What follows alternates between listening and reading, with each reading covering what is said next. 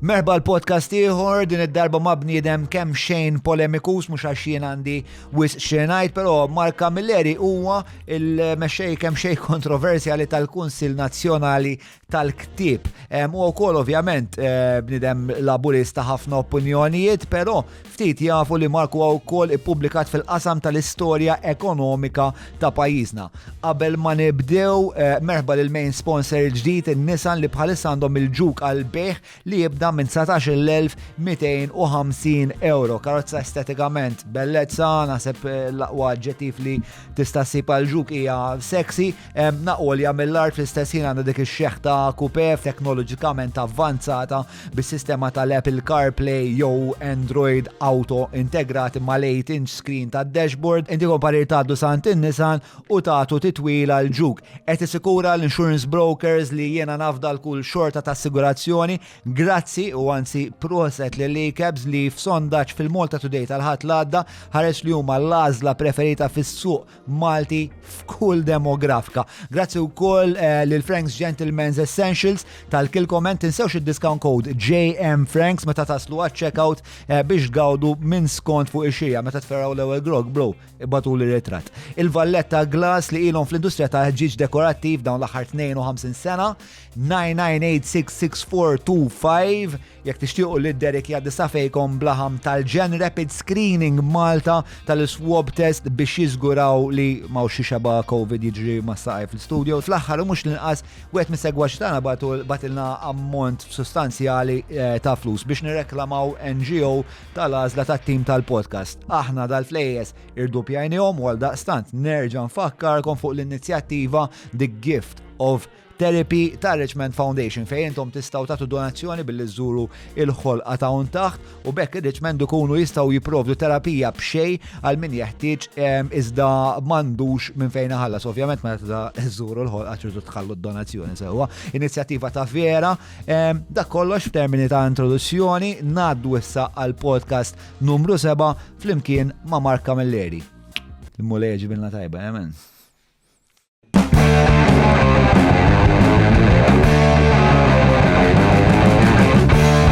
Bil-telefon najdu kelma l-buzz Min wahda neħibu t-nejn Nifmux dwar x'qadrednu Nistaqsu kifu x'fatta u fejn Il-Malta Staġġar!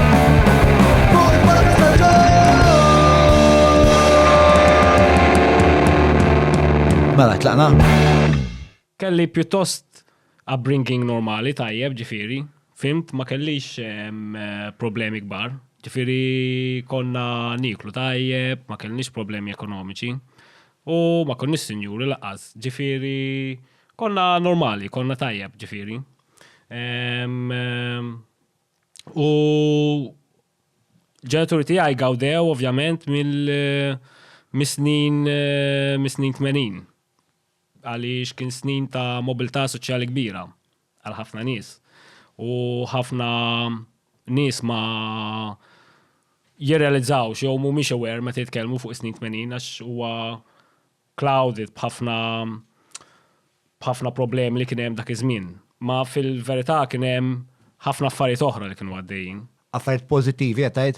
Ekonomikament, eżatt. Eżempju, il-ġenituri tiegħi kienu nies working class illi kellhom opportunitajiet immensament ħafna ikbar milli kellhom il-ġenituri tagħhom. U da kellhom l-opportunitajiet daw fis-snin 80. Ekku. U probabbli għalhekk meta tgħid fis-snin 80 qed ngħidu s-snin ta' Mintoff. Fis-snin ta' dak iż-żmien Mintoff ma kienx Prim Ministru, ġifieri kien Karmenu. Il-Karmenu Subbunixi kien il-Prim Ministru. Meħe daw sitwazzjoni ta' snin 80 ġiet frott tal-progress tax-xogħol li sar fis-snin 70. U l-iżvilupp ekonomiku li ġara fis-snin 70. Okay. Mela, tajtna naqra background familjali. Sewa, qabel ma naqbżu ma naħlu speċjal il-modija politika. Ħanatu naqa kontest segwaċi tal-podcast li forsi ma jafux eżatt Mark Camilleri minnu, jew forsi naf ġidiraw post tiegħek fuq il-Facebook għallu, sewet jgħid jew forx perswas li taqla mitnejx jiena nġerraħ l-istess sitwazzjoni tiegħek. tina naqra, ovvjament inti ċermen tal-Kunsil Nazzjonali tal-Ktib, però spjegana naqra ir-rotta ta' ħajtek, f'kemm dettal tixtieq, nibdew mill-front ta' ċensura, meta nħalaq il-front ta' ċensura u għalfej, sallum il-ġurnata. U ovvjament jekk tista' tina naqra kuntest politiku wkoll spiex ta' x'kien għax inti il-modija tiegħek pjuttost miżawda spiex ta' avventuri u miżavventuri politiċi wkoll. Biex ta' tina naqra din l-istorja. Ara, jiena mort il-Junior College bħal ħafna nies. U l-Junior College huwa almenu fi żmieni kien post pjuttost politiku. U jiena kont ħalt mal-movement graffiti. Dak iż-żmien, għaliex ħafna studenti li jitlu fil-Junior College jagħmlu speċi qisu għażla. Fost ħafna għażliet li tagħmel ta' dik li ta' suġġetti ħatiħu, forsi ma li ma tfajla ħtibda taqbad, eccetera, eccetera. Ma jien kont ħalt ma' graffiti. Dejjem kont equal opportunities. Equal opportunities, eżatt. Nammelak fuq. Thank you. Naħseb xaġa sab fil-ħajja trid tipprova u ċertu affarijiet aħjar tagħmilhom meta tkun żgħir milli tagħmilhom meta tkun kbir. Illum ma nagħmilx dak l-affarijiet ovvjament, anzi insibu ma tantx insibu eċitanti llum ta' dileta fimt. Allura aħseb aħjar tagħmilhom dak iż-żmien biex ma toqgħodx tagħmilhom meta tkun. Ma toqgħodx tewden meta tikber u tajt is-strata kont baħnan meta kont żgħir ma dik il-ħaġa. M'għamil ċek u mbagħad toqgħod tagħmilhom meta tkun miżżewweġ jkollok it-tfal tidher isek iblaħ. Aħjar tkun iblaħ meta tkun għadek żgħir. Eżatt. Teffordja li timxi lura minn dik il-waqannejk li tkun għamilt meta tkun żgħir. Nappoġġjak fil-ħsieb. Mela, il-Junior College kellek tagħżel. Insomma, jiena kont għażilt tħalt fil-graffiti.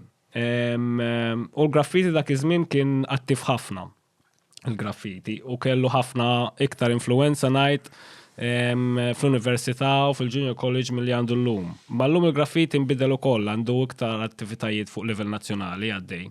Affarijiet li kontu tagħmlu ma' graffiti pereżempju? Aħna graffiti kon attivi ħafna l-università, konna nagħmlu ħafna protesti l-università, konna nagħmlu affarijiet nazzjonali, imma ħankun onesti ġifieri u xi ħaġa tajba ġifieri. Naħseb il-graffiti tal-lum ħafna iktar maturi mill konna dak iż-żmien aħna. Forsi xi ħaġa li żgħar tal-lum il-graffiti ma jammettewx li talmu ħafna affarijiet minn għandna u hija ma importax. Imma huma iktar maturi minna żgur, anke politikament. Ġifieri il-graffiti llum huma forza nazzjonali. Aħna ma konniex forza nazzjonali il-graffiti fi żmienna. Aħna l-graffiti fi żmienna konna just troublemakers. Li konna nagħmlu trouble tajjeb, ġifieri, mhux qed ngħid li konna nagħmlu affarijiet żien, anzi tajjeb u kburi ħafna li kon fil-graffiti. Meta tajt li huma iktar maturi? Huma iktar maturi politikament għaliex. F'liema sens, eżatt. Ara, aħna eżempju konna nagħmlu dażik ta' affarijiet fuq il-political prisoners l-Amerika u daw ċuċati, vapuri tal-gwerra, ħafna affarijiet li n-nies ma reltawx magħhom. In-nies jirrelataw mal-ambjent, mal-kwalità tal-ħajja, ma kif ħaġġib l-ikel għall-familja, daw l-affarijiet. Illum il-graffiti hum iktar. Ma qabel konnektaw wkoll, ma konna aktar idealisti qabel. Speċjalizzaw u naħseb naqbel miegħek sewhom, I mean kemm jista' jkollok influenza fuq il-political prisoners. Illum il-graffiti għandhom ħafna influenza, eżatt. Illum il-graffiti għandhom ħafna iktar influenza fil-politika lokali. U hija xi ħaġa tajba ġifieri, hija xi ħaġa sabiħa li tara l-graffiti kibru saru daqshekk iktar maturi ġifieri. Ħasaqsik fuq il-hemm ktieb kont rajtu sejt Karl insejt tkun jomu il-Manifest tal-Killer. Orre, ta' Karl Xkembri. Karl Xkembri. Dak xi wħud mill-karatri perswas li huma karatri ta' vera. Influenzati minn karatri ta' vera, ovvjament il-fiction hija kollementazzjoni tar-realtà. Ma pereżempju speċjalment Malta, l-letteratura Maltija tibda tiftakaru. Tibda tara l-letteratura Maltija u tibda tara fin-nies letteralment u vera jkunu fuq nies li kienu vera. Daw kienu speċ ta' ma jafx speċ u il-ktieb idur ma' l-istorja ta' dal-grupp attivisti fil-verità. U jiena perswas li dramer kien Michael Briguglio, sa Michael Briguglio għandi ħafna qrubija ma qatt ma kellimtu dwar. Perswas li dramer kien Michael Briguglio. Inti taħseb li tiffiċer ja fih dak il-ktieb? Le, għax jiena kont ta' ġenerazzjoni wara. Jien nifiċer jafkod boħra. Għalli mux sarajt xinu, maġġifiri, ovvjament. Imma mux fuq ta' Karl tal-Kama Sutra, imma mux ta' Karl Xkembri. Għax dawk ġenerazzjoni ta' qabli. Dawk il-ġenerazzjoni ta' Mary Grace, ta' Michael Briguglio, li tissemmi inti, Dawk jippreċeduk? Ejja, mela, dawk ikbar minni. Okay. Jiena 33 sena kull mandi. Kem? 33. Sta. Ejju, nispera nibqa' żgħir.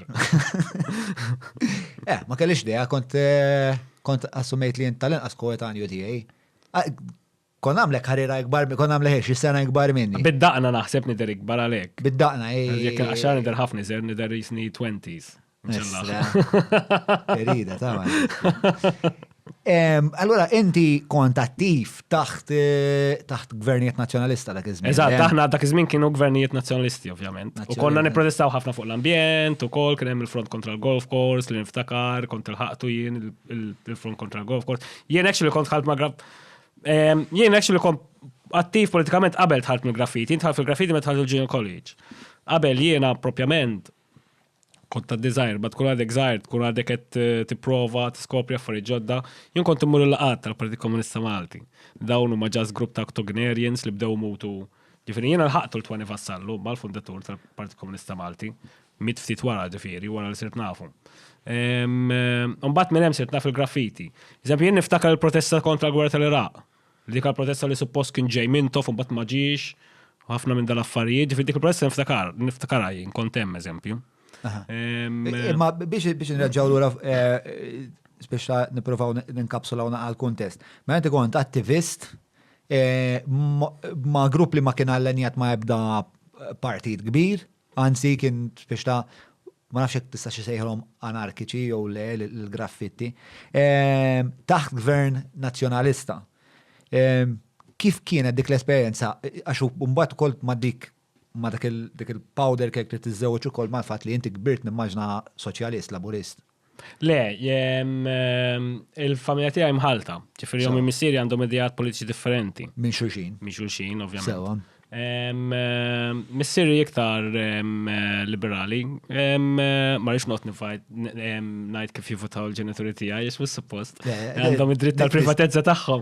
Imma huma moħħhom miftuħ ġifieri ħafna. Kif kienet l-esperjenza tiegħek dak iż-żmienek fil-kuntest ta' gvern nazzjonalist? Kif kienet inħass l-affarijiet?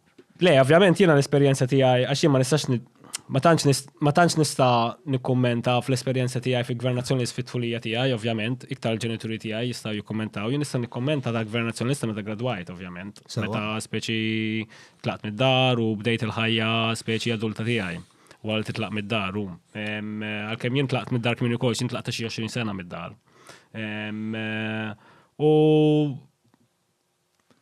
dak iż-żmien kienet diffiċli ħanajdu hekk. Jiena niftakar, jiena gradwajt fi 2009-2008 fi żmien il-financial crash.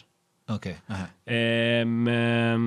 Li kien żmien fejn kien hawn ħafna xogħol prekarju f'Malta.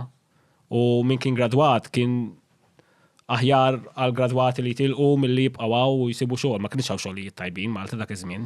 Ġifieri hawn Malta kien pajjiż tal-qamel ħafna f'dak iż-żmien. Issa l-vantaġġ li kellu dak iż-żmien Malta imma illi l-proprjetà kienet għadha relativament irħisa. Ġifieri jiena għalhekk mort tajjeb materjalment f'ħajti għax jiena rnexxieli nixtri proprjetà f'Malta f'dak iż-żmien. Kont naħdem u hekk ġifieri għalkemm kont naħdem ħafna, ġifieri kont naħdem diversi xogħlijiet. Bħal xi xogħlijiet kont tagħmel? Minn kollox kont nagħmel jiena dak iż-żmien. Ġifieri kont naħdem il-YMCA, kont naħdem fil-catering, waiter u delivery man, u kont nikteb ħafna artikli l-gazzetti li kont nagħmel ħafna flus minnhom relativament għalija dak iż-żmien, fimt għax kont għadni żgħir, ġifieri l-flus ta' dak iż-żmien għalija differenti mill-lum ovvjament, fimt għax illum kbirt u nagħmel ftit iktar milli kont nagħmel dak iż-żmien. Imma għalija dak iż-żmien kienu flus tajbin u llum dak ix-xogħol intilef eżempju. Inti kont taħdem xi printing press ukoll? Jiena ma kontx jiena dejjem freelance kont. Imma x'darba naf li beħejt li xi flyers. Konna nżilna Randy. Imma l-Union Press, imma probabbli l-Union Press kont Union Press Randy qiegħda? Le, l-Best Print naħseb mela. Ma nafx naf li nżilna Randy twasal bil-mutur. Il-Randy mela. Tħal ġoda imma mhux biħejt, ma nafx mhux biħejthom lok jien ta' probabbli tipo ranġajt biex il-printer u jinħadd xi discount speċi u tani xi ħaġa minn naħa l-oħra. Għatilkom biex minn fuq. Xi ħaġa hekk, għax le qatt maħdim, imma eżempju l-Union Print kont inġibilhom ħafna xogħol dawk. Illum ma nġibilhomx għax daw tipo ġilit minn magħhom jiena u għal ħafna raġunijiet ovvji. Fosthom? li saru arma tal-mafja prattikament, minn flok arma biex jiddefendu l-interessi tal-ħaddiema. Ġifiri, fil-krizi, fil-krizi tal-2019, kienet evidenti x'pożizzjoni wieħed irid jieħu. Jew ħadd jieħu pożizzjoni kontra l-mafja li qiegħda integrali fil-gvern. Jew inkella ħadd jieħu pożizzjoni favorija. Issa daw deċidew il-Union Press li jieħdu pożizzjoni favur mafja f'2019 meta nqalet il-kriżi u baqgħet konsistenti dil-pożizzjoni.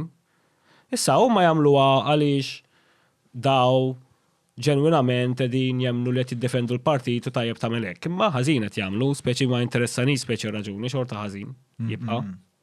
U mhux tal-li hekk, tal-li daw kienu daqshekk ġifieri bsatas illi bdew jiktbu l-artikli kontra speċifikament u individwalment jimmalafamaw nies speċifiċi u individwi li bdew morru l-protesti dak iż-żmien, wieħed minnhom inserta wieħed mill-impjegati tiegħi il-kunsill u ovvjament ħatta personali wkollu. Tipo min iż-żoppint bir-rispett kollu, speċi. Speċi da għandu dritt jipprotesta jagħmel li jrid, inti min taħseb li jint ħatoqgħod tindaħal fl-affarijiet jagħmlu n-nies. U kienu qed jimmalfamaw miġifieri kienu qed jiktbu artikli. Jimmalfamaw jiġibu ritratti tagħhom ġifieri u hekk. Għaliex jiena naf kif jirraġunaw, naf kif jaħdmu. Huma jaħdmu billi peress illi huma klijenti tal-gvern ma jitkellmux kontra l-gvern u kontra l-partit, il-General Workers Union. Allura il-Segretarju Ġenerali ma jindaħalx jiġri fil-press. U l-press hija mmexxija minn upper chicks li pratikament jikkopjaw il-press releases tal-One u tan-nies mill-OPM. U dan għandu wesiet is-sussidjata mill-gvern li prattikament qed tintuża l-affarijiet illeġti. Kif tiġi sussidjata mill-gvern, però? Għaliex hemm ovvjament ħafna riklami li l-press tiddependi minnhom il-gvern. Il-press ovvjament Maltija llum wara speċjalment wara l-Covid ngħidu l-verità tiddependi mir-riklami tal-gvern. Ma l-press kollha u jidhirli li hemm xi mod li dawn jitqasmu. Imma hemm differenza meta inti qiegħed f'dik is-sitwazzjoni u qiegħed tirċievi r-riklami mill-gvern u qiegħed tirċievi sussidju mill-gvern u qiegħed tuża l-press tiegħek b'mod illeġtu. Issa jiena mhux qed ngħidlek illi għax daw l-injoranti ħajqogħdu jgħidu għax free speech, bla bla bla bla. Hija right baħna nkollok, speċi naf li free speech, speċi tista' tgħid li trid. Speċi biex qed ngħidlek ma tistax tgħidhom dawn l-affarijiet. Imma hemm kuntest illi tista' tifhem għala qed jgħid dik il-ħaġa, tista' tifhem minn fejn ġejja, tista' tifhem l-intenzjoni tagħha u l-intenzjoni tagħha hija ħażina. Ġifieri jekk inti responsabbli tagħha dil ħaġa u ma tagħmel xejn, ġifieri inti tortijak ukoll. L-Union Press l-imgazzetti għandha. Għandha torċa l-orizzont, ġifieri. Fil-microphone, bro. Għandha torċa l-orizzont. Le, jiena sma'. All right, sorry. Just for future reference. All right. Mela, all right, so emmek ħadna isa digression zaħira, pero nishtiq speċa nibqaw bil-mod il-mod. Le, maħrajlek għala jinnofendiħu kol il-dal-bnidem, sewa. Għaxina mek kont klient tajjeb.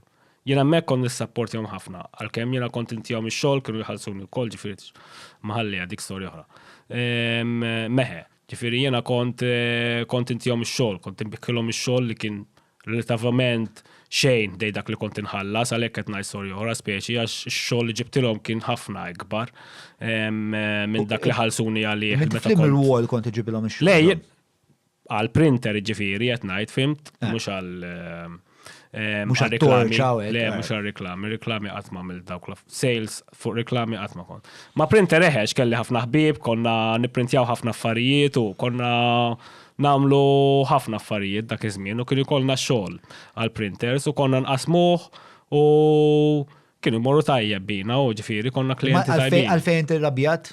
Le rrabjat jiena x'jiena kont dedikat ħafna u kelli din l-idea romantika li dak iż-żmien il-press kienet xi ħaġa progressiva. U kienet xi ħaġa vera progressiva li x'imbagħad mit-Torċa konna nippubblikaw gazzetta vera progressiva mit-Torċa. Ġifieri t-Torċa vera kienet gazzetta progressiva li by the way, it-Torċa dak iż-żmien meta konna nikbu aħna fija, kienet it-tieni l-iktar gazzetta popolari f'Malta. L-era? Qabel tela Joseph Muscat fil-gvern, ġifieri taħt il-nazzjonalist, ġifieri aħna konna nbijaw iktar mill-Malta Today. Skużani, Xavier, ma dik il-verità. Ġifieri, all right, żguru, ba speċjalment meta minn tof, probably biħejn iktar mit-Times meta mit-Mintof. Sewa, u meta tajt aħna konna nikbu minnu. U jien ngħid aħna jien ma kontx naħdem hemm, ma jiena kont naħdem freelance, kont inbiħħilhom ix-xogħol tiegħi. Minnu ma daw l-aħna li kontu tikdbu. In-nies li konna naħdmu li konna nikbu għat-torċa u kien hemm Alex Farrugia dak iż-żmien. Alex Bil-Kej? Alex Bil-Kej, eżatt. Soċjalist Alex. U konna nagħmlu gazzetta soċjalista ħafna, graffiti kienu jiġu featured ħafna dak iż-żmien, eżempju. Kienu kemm ħafna artikli soċjalisti. Kienet gazzetta tajba dak iż-żmien. U kien żmien sabiħ ukoll, insomma. Illum irrabjata x'illum tipo bidlu kollox u daw, ġifieri daw ġabu minn dil-ħaġa li by the way, fi żmienna kienet profitable il-gazzetta. Bad tipo fottewa huma. Illum kollox fallut. Ġifieri negaw ukoll li kien hemm l-impatt tal-internet li. Vera, imma tajjeb infakkarhom dan nies illi meta ħadmu b'nies moħħhom miftuħ u b'mod kritiku jafu x'inhu ma jagħmlu, minflok ħadmu bil-bażużli kienu jmorru aħjar. Insomma, hija weġa f'qalbi li ma nafx għalet nsemmija. Mela, ħanajlik. Emur l-ura waħda għall-eżistenza ta' Mark Camilleri ta' gvern nazzjonalista. Jiena niftakrek għax kont tikteb dil-gazzetta ir-realtà u l-ewwel darba li ltqajna hemmhekk kienet kont għamilt li intervista fuq silta li konna ħreġna insomma kont intervistajtni. Però mbagħad it-tieni darba li smajt dwarek kien meta għala dak il-kjas ta' dak kien kiteb dik l-istorja insomma vellaġera minn ikisser isewwi jekk tkisser sewwi. Aħna kellna gazzetta l-Università li kienet gazzetta punk. Ma kontx konna neħduha bis-serjetà, ma kienet gazzetta punk u kienet gazzetta li konna neħdu gost nagħmluha u kienet xi ħaġa attivista wkoll għax konna nagħmlu artikli fuq issues soċjali u issues ambjentali u konna nippubblikaw il-letteratura. U darba pubblikajna storja illi eventualment konna prosecuted għalija. U hija storja li kulħadd jafa, insomma, jfimni. Imma xi ħaġa li tipo forsi jinsew li jiddiskutu fuqha illi jiena kburi ħafna tagħha ġifieri. L-istorja kienet fuq misoġinist Malti. Ġifieri n-nies iktar. L-istorja fittizja li kiteb Vellaġera. Eżatt, l-istorja fittizja li kiteb Vellaġera. Sewa. San-nies kienet vulgari u offensiv għalihom mhux ħabba l-misoġinija, ma ħabba l-klim ħażin u ħabba d-da. U dik kienet xi ħaġa telling ħafna. Ġifieri u kienet xi ħaġa ovvja wkoll fis-sens inti meta tara Trainspotting ma tifmux bħala film bħala riklam għall-eroina speċi. Għamin kien hemm min kien jikkonsidrah b'dak il-mod, imma speċi kien jagħmel xi ħaġa ta' ignorant jekk kien jagħmel hekk, fimt? Ġifieri ma trix tikkons ma l-affarijiet u tagħmel li affarijiet li qed jgħidulek speċi, fimt hija xi ħaġa ovvja, speċjalment l-arti. Speċi l-arti hija imitazzjoni tar-realtà l-arti. Sewwa? Issa aħna konna publikajna storja li tirrelata għal misoġinija f'Malta u l-kwistjoni tar-rape f'Malta. Ma ħadd ma kien offiż ħabba il-fatt li konna nirrepreżentaw dir-realtà. Lif mal-Kunsil tan-nisa dak iż-żmien li by the way u kontra l-abort li xi ħaġa antifemminista l-aħħar għax il-Kunsil tan-nisa li kien hemm dak iż-żmien li naħseb għadu l-istess huwa wieħed konservattiv ħafna kien ħareġ statement kontrija għax kien qal li hija misoġinista. Ovvjament il-karattru kien misoġinu, ma dak il-punt huwa karattru fuq xatt misoġinu. Għandu jqażżek, anzi, suppost taqra u jiddejqek u ma tkunx taħmlu eżatt. Speċi bl-istess argument meta tara Trainspotting, speċi l-film mhux qed jgħidlek murħu l-ismek hu. Just huwa film fuq grupp ta' tfal li qed jieħdu l-ismek hu. Fimt? Mhux qed jgħidlek jekk għandek it-tfal murtihom l-ismek, speċi, jiena li hija noħod ovvja. Qed titfana dawl fuq sitwazzjoni reali u qed toħroġ. Imma xi nies eżatt ma kienx ovvja dil-ħaġa. Bħal reklam tal-benna. Reklam tal-benna Benalita. U le storja oħra. Imma reklam tal-benna huwa reklam. Reklam espliċitu speċi. Skużaj, ma differenti ħafna. Ma naqbżux biex ta' eżatt, ġifieri dak reklam espliċitu. Issa. Da huwa ġast letteratura. U resqukom il-qorti kienu? Qorti rbaħna l-każ, konna għamilna l-front kontra ċensura. Kif erbaħtu il-każ? Konna rbaħnieh legalment, ġifieri konna rbaħnieh għax il-prosekuzzjoni ma għamlitx biċċa xogħol tajba. Sewa. Għaliex jekk il-prosekuzzjoni kienet tagħmel biċċa xogħol tajba taħt il-liġi konna niġu ġifieri guilty. Sewa. Suppost. Ma parti mill-prosekutur kien Sandro, dak il-kummedjant li ħobb jidher fuq it-television. Sandro Dakaw tal-Police Union. Għandi Kummedja ħafna sa. Jaġobni, ma nafx, għandi, ma nafx ta' ġifieri. Showman, xaħat bla sustanza li jagħmel ħafna show. Imma dak kien wieħed minn u waqt il-każ niftakar kien tela Antwan Kassar u beda jixed Antwan Kassar. U l-maġistrat għaltlu għajdli minn inti speċi, għax qabel tixed trid tibda tixed u tajt il-passat u insomma dawn l-affarijiet tiegħek. U beda jgħid għandi MA, PhD, bla bla bla, u tipo beda jgħid il-listi tiegħu kollha tiegħu ta' ċertifikat li titgħamelek bil-fors speċi. U da Sandro tipo beda jgħidlu tipo billi speċi. U jien biss tatlu inti kemm int kies ħsibi ħadoqgħod serjek speċi. U qabel sekku, maġistrat, da tjgħid li kisaħ speċi. Għajdlu sorry, tipo, all right, sorry, Sandro. Ma vera baħnan dat tiferek, vera ma insomma jdejjaq li għajni. Erbaħtu l-kas? Erbaħna l-kas konna. U l-front kontra ċensura? Front kontra ċensura kien immirat biex nbidlu l-liġi. Minna l-front u biddilnija l-liġi. Sewa. Kem domtu biex biddiltuha? Kien proċess twil, għalix l-ewwel għamilna xirridu nbidlu fil-liġi, mbagħad tela fil-gvern il-Labor, mbagħad eventwalment meta tela fil-gvern dejna nikbu l-liġi li literalment ktibni aħna. U apparti minn hekk mbagħad kien hemm il-kwissjoni tal-Media and Defamation Act illi l-gvern kien ħareġ babbozz vera pastazata sħiħa, kienet pastazata towin dik u konna biddilniha aħna u konna rranġajna dik ukoll. Ġifieri l-abbozz huwa draft. Draft, ġifieri fuq iċ-ċensura għamilt żewġ liġijiet jien. Għamilt waħda fuq iċ-ċensura artistika, waħda fuq iċ-ċensura fuq il-medja. Xiex ktibtom inti? Ktibnihom aħna, ma l-avukat tiegħi Andrew Xiberras. Sewa. Ġifieri intu Andrew Xiberras ktibtu żewġ liġijiet li mbagħad tajtuhom il-Ministru u mbagħad il-Ministru jgħaddihom il-Parlament. Eżatt. U kemm kellek żmien? Ta' ċensura l-ewwel waħda kelli 25 sena u l-oħra kelli xi 28 kelli iktar l-oħra, xaġek.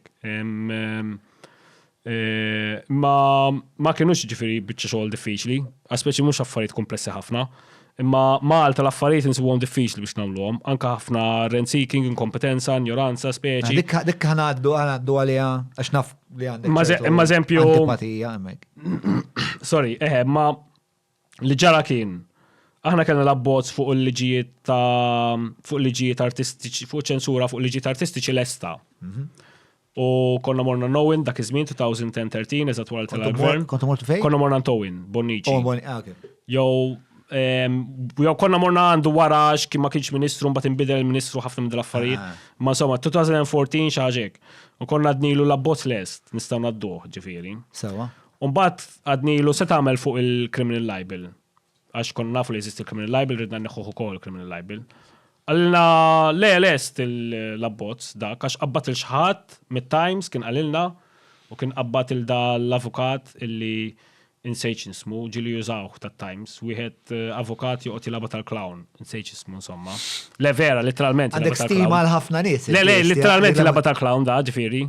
Ġifieri għandu xogħol part-time fej jilbes ta' clown u jmur ferra affarijiet pożittivi.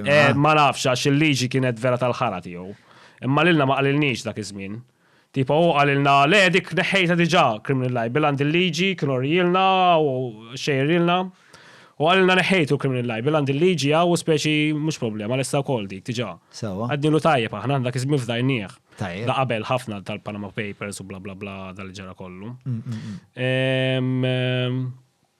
U iż-żwieġ tiegħek mal-Partit Laburista, żwieġ turbulenti mal-Partit Nazzjonalista l-għandek. Dak fej beda, meta mal-front fl-istess żmien għax f'xi mument gradwajt mill-graffiti mal-front. Għaliex imbagħad irrealizzajt kien hemm ħafna affarijiet għal irrealizzajt il-ħaġa wkoll. L-importanti tieħu l-poter biex biddel l-affarijiet ukoll. U l-Labor kienet jissapporti għal riformi li konna nagħmlu aħna. Ġifieri kienet mod konvenjenti ħafna biex nagħmlu l-rridu prattikament li jitla l-Labor fil-gvern u jaċċetta l-proposti tagħna. Kienet xi ħaġa tajba ħafna ideali. U intom kont ovvjament, ġifieri inti qabel, ovvjament għat li qabel ma talab Muscat kont diġà tikteb fit-torċa, jiġifieri ġa kont Mela, xi le, mod le. ieħor affiljat mal-partit. Prattikament fil-graffiti dejjem kienet hekk, fil-graffiti dejjem kellek dawk li kienu allinjati mal-AD u dawk li kienu allinjati mal-Labor, għat ma kellek nis allinjati mal-PN. mal-PN. Forsi l-lum ma għandek nis fil-graffiti li huma allinjati mal-PN, ma nafx għaliex il-Labor jiet fil-gvern. Ma qabel fi żmien qatt ma kienet. Ġifieri jien qatt ma niftakar xi ħadd fil-graffiti li kien allinjat mal-PN, eżempju. Fimt qatt ma niftakarha, ġifieri. Jew kollha jew Labor jew AD. Okay. Sewwa, u ħafna minnhom kienu jalternaw ukoll, ġifieri. Ġifieri ġili kellek nis li kienu fl-AD, mbagħad marru fil-Labor, ġili kellek nis fil-Labor li mbagħad marru fl-AD. So, u inti għamilt il-komputazzjoni għan tisma' jiena biex ikolli xi kwalità ta' influenza għandi bżonn xi kwalità ta' poter u naħseb li dal-poter jista' jtuli l-Partit Laburista għax kellek tagħmel li se jitla' fil-gvern. Però apparti li se tagħtik il-poter, x'aktar tak għalfej ħassejtek komdu li sejjaħ il-Partit Laburista dak iż-żmien darek. Le, ma Apart il-konvenjenza, speċa x'kien hemm iktar.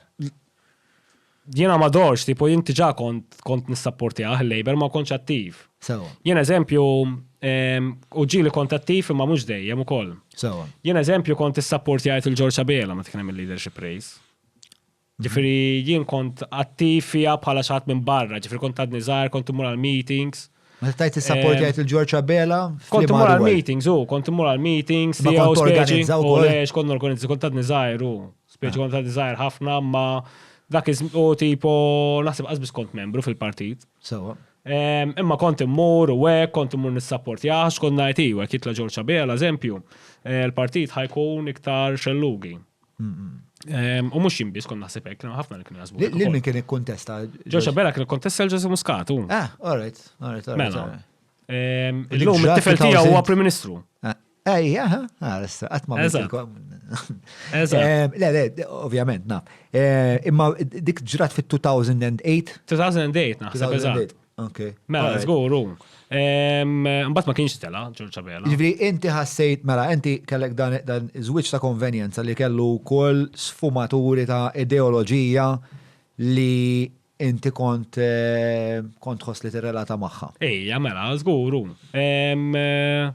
Lej, jien kont diġà laburist u dak iż-żmien diġà kont ħossni laburist. Fl-imsena tħalt Dak iż-żmien membru, il-Labor, dak iż-żmien il-Labor kien ħafna xellugi, ġifieri, Alfred Sant kien għal volja kellna antipatija lejn Alfred Sant, għax ħafna nies kellhom antipatija lejn Alfred Sant, għax ħabba li ġarbej minn tofu hekk, ovvjament. U għaf taffariet oħra, għankax ma kienx tajjeb bħala politiku, bħala mexxej ta' partit, ma kienx karizmatiku, eccetera. Kien hemm ħafna ċellugin fil-Labor ukoll ġifieri.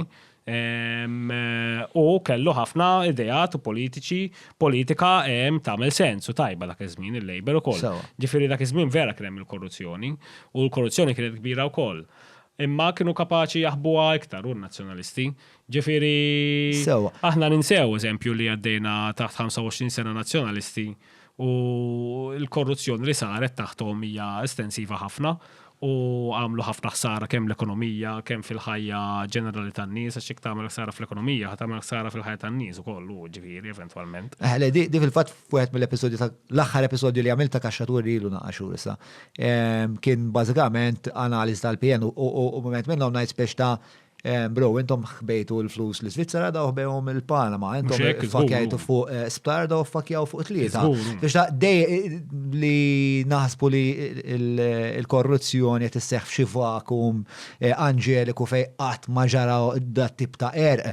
Naħseb ikunu qed ngħixu f'delużjoni tal-ostra, speċi naħseb daw sempliċement raw daw kemm għamlu korruzzjoni għamlu hekk, ma jekk naħseb nitwikja ftit il-magna nġibha V8 naħseb nista' nagħmel naqek. Imma perswasi ġviri fil-letteratura bħalma tafhem da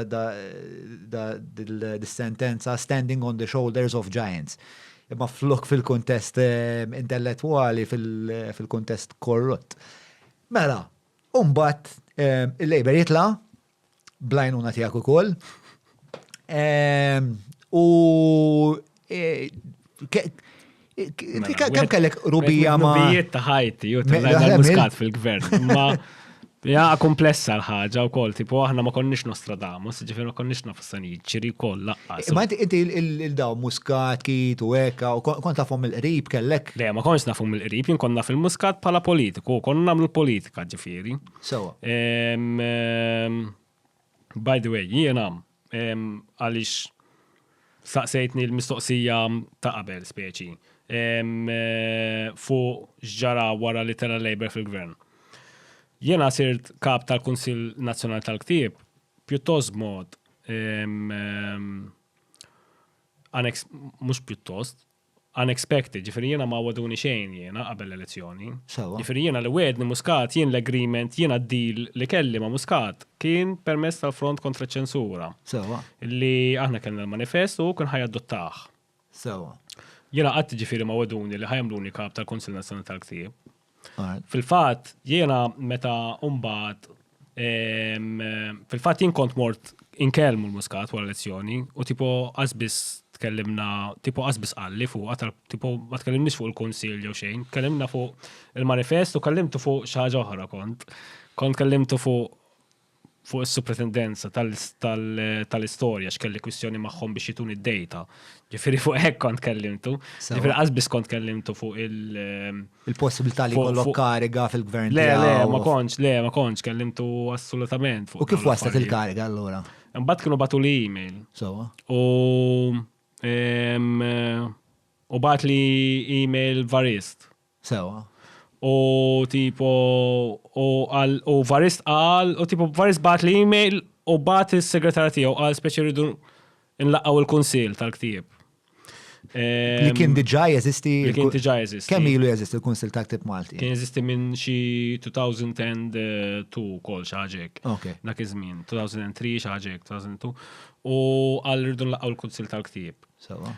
U tipo jien ħadd qata' ngħidlek il-verità għax jiena l-Varist kont nafu, ma jena qatt maħdimt miegħu Varist u kont nibża minnu speċi u bir-raġun nibża minnu għaliex Varist jaf ikun jibes ħafna ġifieri. Ġifieri Varist persuni jibes ħafna.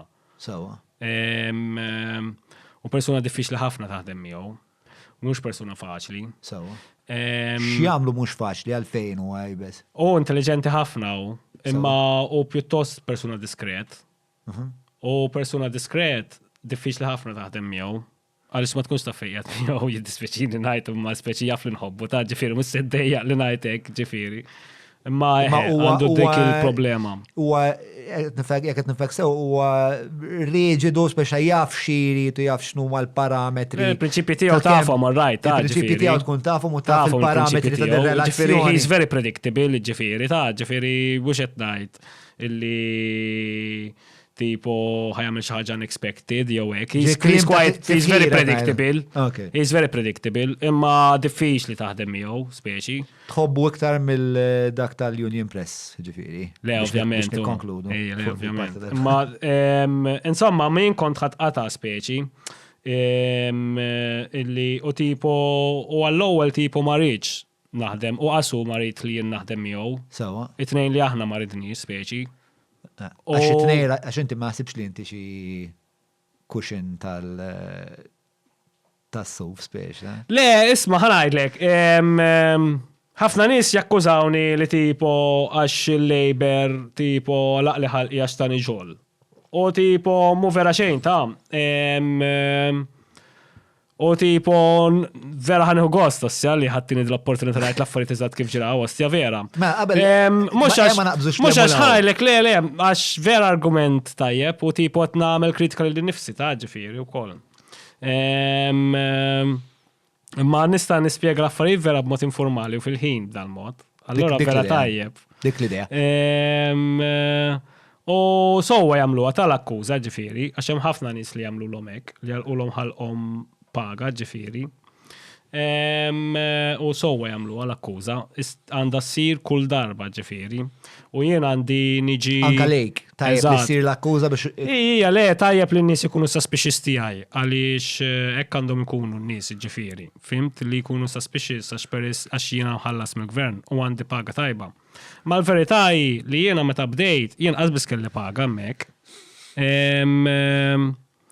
Varist ma ridniex naħdem miegħu, jien ma rridx naħdem ma' Varist u jien għedtilhom ma rridx nieħdu x-xogħol speċi. U tipo mbagħad tipo huma kellhom problema kbira. Għaliex il-kunsil ta' qabel b'vendikazzjoni ma organizza xejn għal-festival, għax kinti l-Labor fil-gvern u għal-ussi ma organizzaw xejn, għax jgħid l-Labor fil-gvern jagħmlu kollox huma. U l-festival ma kien sa jsir, marru fuqhom il-publishers għalulhom mhux sa jsir il-festival. U da kulħadd jidaj, għax ħajtilfu sales, ovvjament, u hekk. Allura Varist kellu l-problema, għax ħadd ma kellu l-ħadd min jagħmel il-festival. U jien ma rridx nagħmel il-festival, għax Varist naf kemm hu antipatku u hekk, u vera antipatku, sorry, speċi jaf li nħobbu ma antipatku men, fuck it. U tipo ma rridx naħdem. Ma antipatku għalfej, għax għandu l-opinjonijiet li mor kontra. Le, u bnidem sew men, ma jien ġas bnidem diffiċli wkoll. Jien bnidem diffiċli wkoll, insomma. All right. U tipo ma kien issa taħdem il-ħaġa, fimt? U tipo, insomma, mbagħad kien hemm ħafna pressure biex tipo nagħmilha dil ħaġa, il-festival ma kien sa jsir. U tipo tawni għattilhom, x'huma ovvjament ma rridux tuni paga, ovvjament. Speċi kien volontarja l-ħaġa. Xiex tisir chairperson tal. Mhux ovvja, ma kienx xi ħaġa bil-paga di. Għax ħafna nies qed jaħsbu li jiena ġejt offrut, xi biċċa xogħol b'ħafna flus. Fimt? Da kellhom żobb. U tipo daħluni fiha jien lili. Fimt? Qed titħaq oħti għax taf kemm il-wieħed żerżqet li wkoll. U tipo għattilhom l-ewwel ħaġa jien mhux se naħdem ma' Varist, għax naf kemm hu diffiċli. U tu, tipo jien mhux nagħmel affarijiet b'xejn, ma tarax men jien għandi x'nagħmel speċi. Akkont għandi kemm xraj post. Insomma, mbagħad Varist għalli all right, għalli Varist għalli ħanamlek manager. Untik 1500 fix-xahar. Għatlu le, għatlu ma tarax, għatlu nkun manager tiegħek jien, għatlu speċi mhux se naħdem hekk miegħek, għatlu jew tipo, għatlu tihom li 1500 fix-xahar. Għatlu ma nikmanda jien u tindaħalx int men speċi, nagħmel ir-read speċi. Fimtu inti tindaħalx, inti tiġi għal press conference u tagħmel l-appearance tiegħek u tajt kemm hu sabiħ u tajjeb u daqshekk, ma tindaħalx. U tipo, insomma, mbagħad bil-fors kellu jagħmel hekk, għax dak kellu problema speċi li l-festival mhux se jsir, u tipo bil-fors kellu jtihom li dal-1500. U tipo tajhom li dal-1500 u tipo għatlu isma' l-kondizzjoni, tipo jien nieħu l-1500 fix-xahar, tipo 1500 gross, ġifier mhux net, ġifier konna inqas net. Fimt? Tipo, u inti tindaħal speċi, tipo nagħmel ir-rit jien. U tipo hekk kien id-deal. U baqa hekk sal-lum id-deal. Imma mbagħad eventwalment l-esiġenzi tal-book industry kienu ħafna kbar. Allura meta il-festival għamiltu u għall-inqas salvajna l-festival u salvajna l-ammont ta' sales żgħir li stajna nġaħġu. Mbagħad ħadta bis-serjetà, alright, ta' hekk għandi opportunità għad jekk nagħmel xi ħaġa tajba unkompli nkabbara, l-Varist nista' nitolbu paga aħjar, ma kwista jgħidli le. U hekk bdejt nagħmel, u bdejt nagħmel proġetti, bdejt immur tajjeb bil-proġetti u bdejt inżid u sales tal-affarijiet li bdejna nagħmlu organizzaw bdew jiżdiedu, bdejt inġib is-support tal-stakeholders u mbagħad il-responsabbiltajiet tiegħi kabru u mbagħad tipo bdejjem tlabt paga iktar. U sena wara sena dejjem kont nitlab paga iktar, kont ngħid speċi jisma' jien għamil dawn l-affarijiet. U tipo l-stakeholders qed jgħidu li s-sales żdiedu, ix-xogħol żdied, bla bla bla, tipo jien għandi iktar responsabilità rid pagi iktar. U eventwalment mhux se nikdeb, il-kuntratt iffirmajtu sentejn ilu. Ġifieri 2019. Ġifieri jiena l-ewwel darba li firmajt kuntratt ta' paga ta' executive director kif dejjem kont kien sentejn ilu jien. Għax jien tlajt minn paga ta' manager. U b'IT la speċi. Dak li ġara. Dejjem skala tal-gvern, eżatt. Għax jien kont executive director, paga ta' manager fil-bidu, għax ma kien hemm xejn. Mbagħad irnexxieli nkabbar l-affarijiet u nagħmel l-affarijiet u tipo mor tajjeb, allura bil-fors kellhom ituni paga aħjar. Sewa, u dħalt dħalt f'dan l-irwol u għamilt xogħol tajjeb. Jiena, l-industrija tal-ktib dejjem rajta speċa tiġi manaġjata dejjem naqra aħjar. Anke jenek naħseb. Kummenti bajs. U mbagħad biex u kont qed tgħix dil-speċa dil-ħajja pjuttost tajba madwar il-kodba, kellek il-policies li trid tatwa ġew attwati, kellek paga tajba, u mbagħad f'daqqa waħda ħatta kontra mhux sajt il-Partit Laburista, x'naħseb inti ma taraħiex hekk.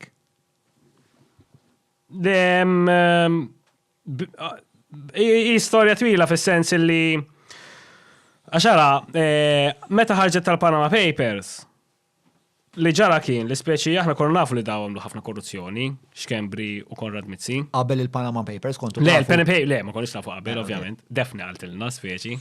Li nassumi li defni għaltilna permezz tat-tifel tagħha li kienet jaħdem hemmhekk speċi, li kellu da subajh dirett fis-sors u ovvjament opportunità bħal di x'ma toħodix, ġifieri. Muħada l-opportunità nimmaġina jien nassumi qatt ma kellimtu.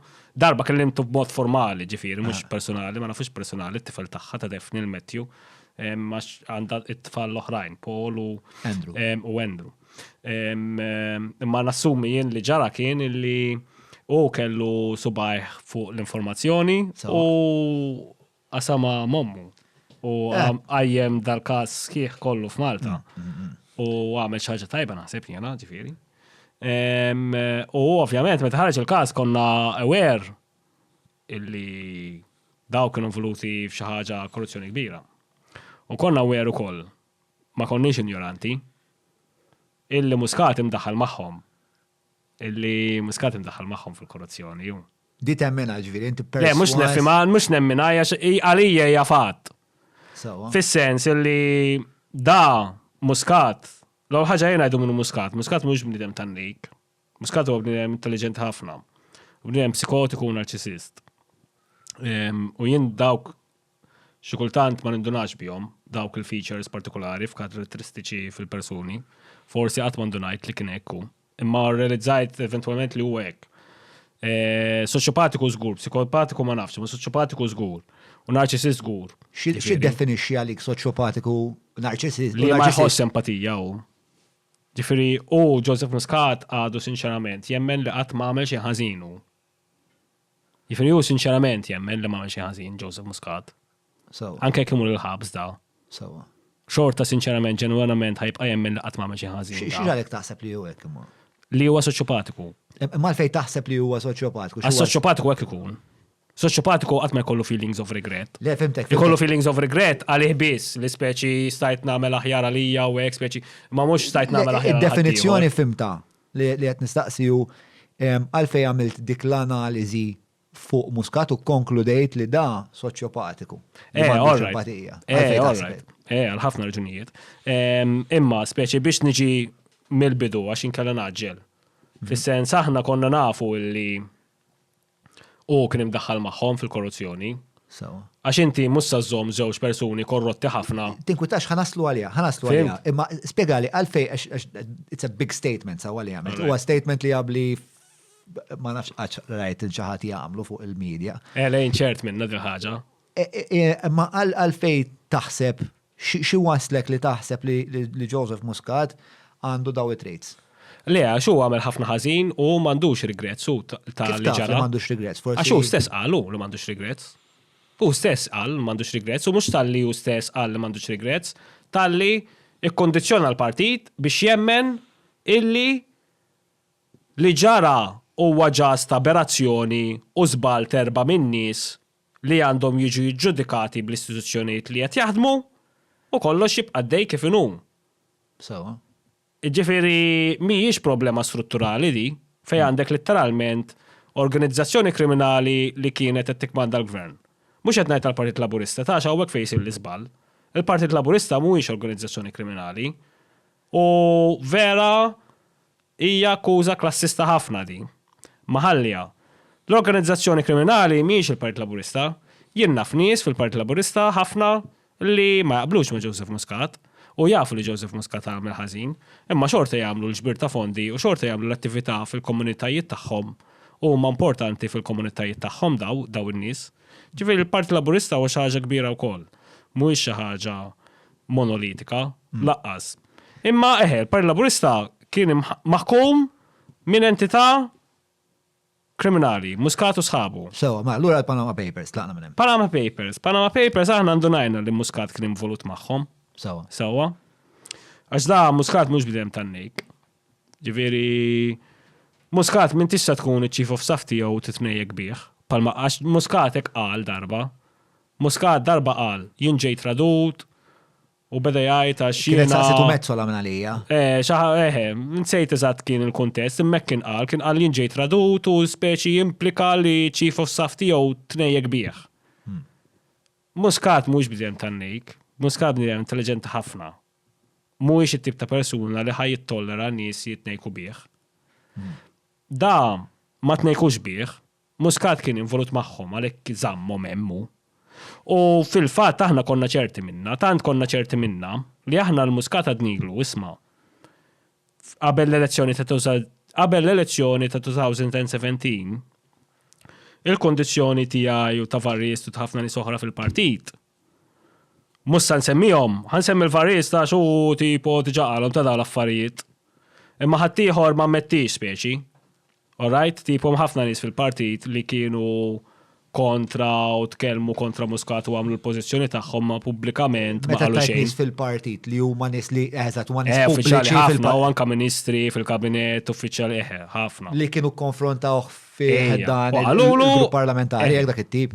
Ejja, u mhux biss anka fl-istrutturi tal-partit u postijiet oħra.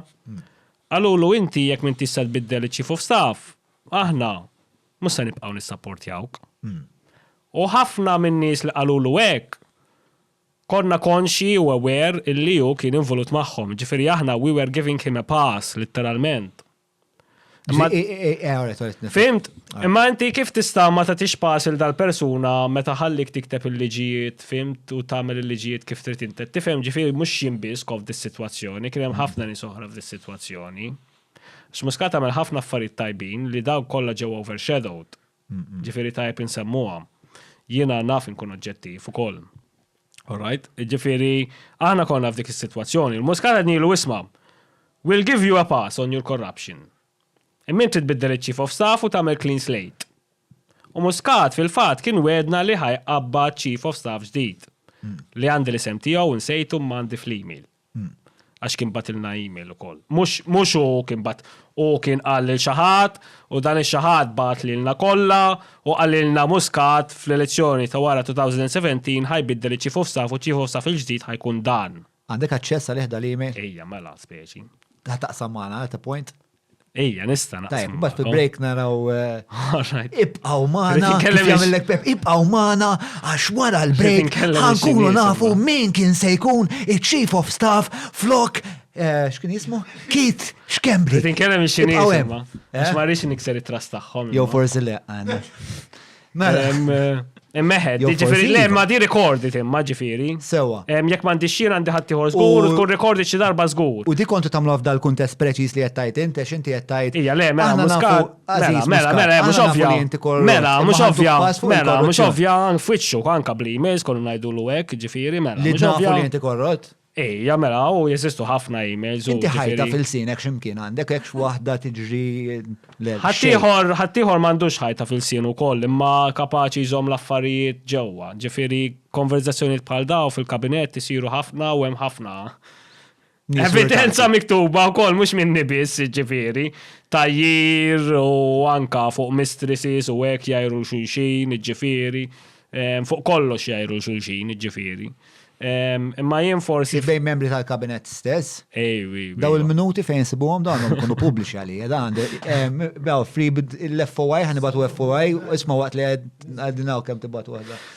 U l-Muscat għamiltulu dal-speċa ultimatum kien. Eżatt, le, kien ultimatum u konna dnilu speċi jew tbiddel il-Chief of Staff jew ma nibqax tissapportjawk. U ovvjament ma bidlux il-Chief of Staff. Imma għallulkom li ħajbidlu u ma bidlux. U ma bidlux, un ħarġet l-aħbar ta' 17 Black, il-resentment kompla jizdit sakemm eventualment ħarġet ta' Jurgen Fenek un saret deċiżjoni inevitabli politikament xi trid tagħmel inti jew ħadd issapportja l-organizzazzjoni kriminali jew ħadd issapportja l-progress fil-pajjiż. U biex tissapportja l-progress fil-pajjiż jiena mint dak iż-żmien illi rridu nivvotaw il-Fern. Għaliex Robert Abela ovvjament kien wisqrib ta' Muscat. U Robert Abela mhux tal-li kien wisqrib ta' Muscat, tal-li kien qed jiġi sapportjat minn Muscat, minn mara tiegħu, ġifieri, għax il-mara tiegħu għandha kuntatt kbir ma' ħafna delegati, allura l-mara tiegħu għenitu ħafna lil Robert Abela. Da ħweġ dokumentati, jew ma ħweġ li U le tassumi mhumiex dokumentati le u jien nafhom għax jien kont fil-partit u jien kont delegat u kont inkun magħhom u dal-ħafna min nies u kont ikun naf x'inhu jiġri hu. Ġifieri ma saritx effort pubblika u b'saħħitha u evidenti ħafna favur Robert Abela, ma u kien hemm ċertu nies li kienu rilevanti ħafna u tkellmu man nies li ma min kellhom jitkellmu, ġifieri. Ġifieri f'elezzjoni ta' 10,000 min nies faċli ħafna illi tilab logħba għax inti kull m'għandek 10,000 min nies u 10,000 ruħ. Ġifieri hija logħba faċli prattikament. M'għandekx miljuni ta' nies.